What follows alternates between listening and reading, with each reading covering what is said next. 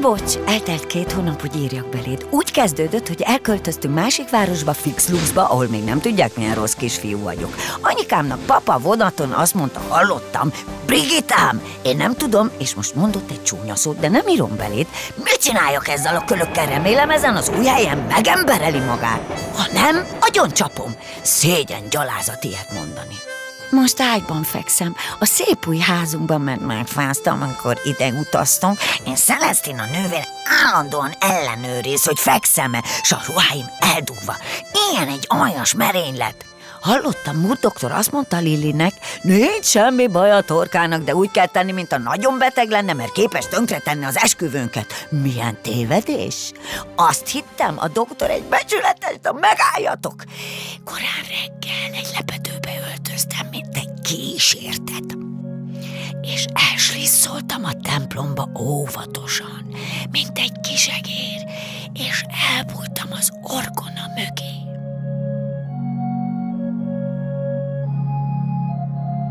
Végre összegyűltek a népek. Az orgona nagyon szeliden játszott, megkezdődött a ceremónia, amikor a tisztelendő úr mondta, ha pedig van kifogása valakinek ezen házasság ellen, kiugrottam az orgona mögül. Igen, van! Kiáltottam, és tovább is mondtam, hogy szeretném tudni, milyen sógor az, aki olyan szívtelen, hogy hánytatottad, és nem enged felkelni, amikor a szép nővére férjhez megy.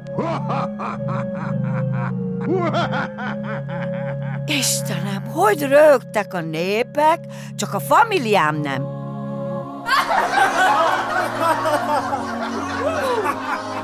Igazán nevetlenség röhögcélni egy ilyen szent helyen.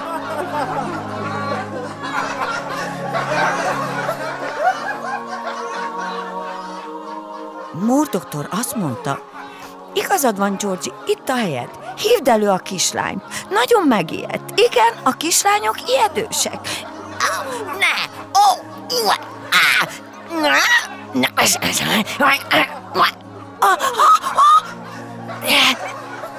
Én meg egyszerre ott álltam.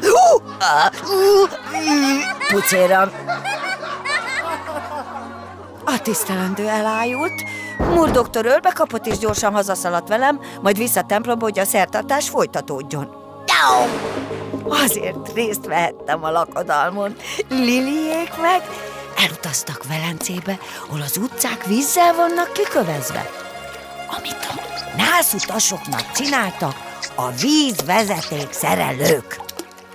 Igen szép, jó szeles tavaszias az idő. A fiúk sárkányt teregetnek, szegény Georgie-nak nem telik rá, hogy sárkánya legyen. De jó ötlet! El is lisszoltam a sürgőnyhivatalba Mr. Bixbaumhoz, Betty udvarlójához. Megkérdeztem jó hangosan, hány naponta festi a bajuszát, és miért ugrottak szét Bettyvel a diványon, amikor valaki belépett a szalonyba?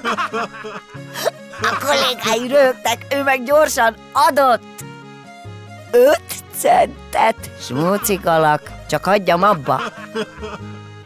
De elég lett a sárkányomhoz, kedves naplóm. Plusz kellett a papa új japán selyemernője is. Gyönyörű hosszú farkat csináltam neki Betty és Suzy selyemsájából. Kipingáltam ügyesen Anyika párizsi arcpirosítójával. Kisliszoltam vele a rétre. Fájintosan repült felfelé. Flora Adamson megkért, hadd fogjál kicsit. Jó, rákötöttem, nehogy elengedje, de azt se tudtam mondani, egy perc, kimehetsz? A sárkány elragadt, és már túl voltak Miss Bender 3 emeletes házán. A virágárus lány térdre esett, mert azt hitte, eljött az ítélet napja, repülnek az angyalok, de szerencsére le tudták szedni egy fáról a tűzoltók. Hanem hát kiderült, ez egy esős város. Nagyon aggódok papa selyemernője miatt. Hanem hát képzeld, ma van április 1-e, a bolondok ünnepe. Olvastam egy jó headset a pénztárcával. Elvettem Anyikáét, kölcsön, de csak egy pénz volt benne, papír. Hát jól megtömtem még más papírokkal, és kiraktam az utcára, a flaszteres lestem, hogy sül el a dolog. Nem sokára arra jött egy csavargóféle, mikor észrevette a bukszát, felkapta és újjé, szaladt, mint a nyúl, pedig addig sántított. Tegnap este megkérdeztem Tintét bizalmasan, mitől dobog a szívem olyan gyorsan, ha ránézek Liszka Denverre. Hát nem tudott, te csacsi, szerelmes vagy, de megígért, hogy nem mondja el senkinek.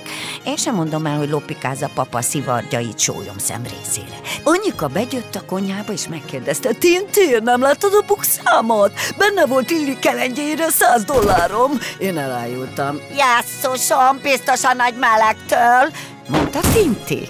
Azt hittem, megüt a kuta. Szegény kisfiúk szégyen és gyalázat mindig megjárják, és az eső is esik, hanem hát itt le is eresztem a függönyt. Kedves naplóm, miért hiszem, a rabszolgáknak és az özvérhajcsároknak is jobb a dolguk? Meg is teszem az előkészületeimet, hogy világgá menjek. Nem tudom felfogni ésszel, miképp örüljön az életnek ilyen helyzetben egy kisfiú, akinek mindig ilyen egy pekje van.